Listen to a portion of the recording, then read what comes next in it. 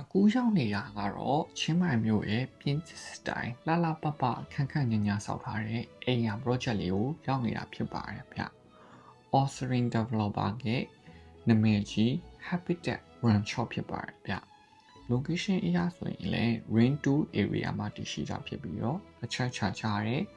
NIS International School ချင်းမိုင် International School တို့နဲ့3မိနစ်15မိနစ်ဝန်းကျင်မှာရှိပါတယ်။ Run Shop Plaza နဲ့ဆို3မိနစ်အကွာမှာရှိပါတယ်ဗျ။ဒီအမျိုးအစားက3မျိုးရှိပြီးတော့15တန်းမှစပြီးတော့ဝယ်ယူလို့ရပါတယ်ခင်ဗျ။ရေကူးကန် fitness French style garden နဲ့ sauna တို့ပါအပြည့်အစုံပါဝင်တာဖြစ်တဲ့အတွက်ကြောင့် facility အပြည့်အစုံလည်းခန်းစားအောင်မှာဖြစ်ပါတယ်ဗျ။လှပတဲ့တောင်တန်းတွေကိုကြည့်ပြီးတော့အိမ်လေးမှာခက်ခက်ညာညာလေးနေမယ်ဆိုရင်ဒီအိမ်လေးကမိတ်ဆွေအတွက်ပါဗျ။အခုတွားကြည့်မဲ့အိမ်လေးကတော့ကျွန်တော်တို့ဖယ်တီတိုက်အိမ်အမျိုးအစားဖြစ်ပါတယ်။230 square meter ကျယ်ဝန်းတာဖြစ်ပြီးတော့ဒါအိမ်ခန်းလေးကိုရောက်နေတာဖြစ်ပါတယ်ဗျ။အောက်ထပ်မှာအိမ်ခန်းတစ်ခန်းနဲ့ living room kitchen counter ရေချိုးခန်းအိမ်သာတစ်ခုနဲ့ဒါ pantry room လေးပါဗျာ။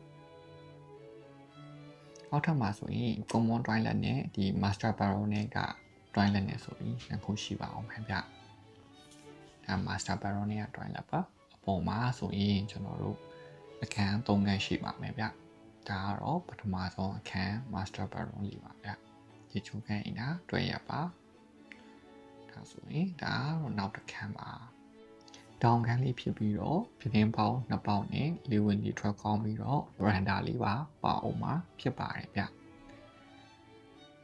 ဒီခန်းလေးကတော့နောက်ထပ် master bathroom တစ်ခန်းဖြစ်ပါတယ်ဗျရှင်းမိုင်မှာအိမ်လှလှလေးတွေကိုပိုင်ဆိုင်အောင်ထိုင်းမှနေပြည်တော်ကိုအခုပဲဆက်သွယ်ပြီးတော့ရွေးလိုက်ရအောင်ဗျ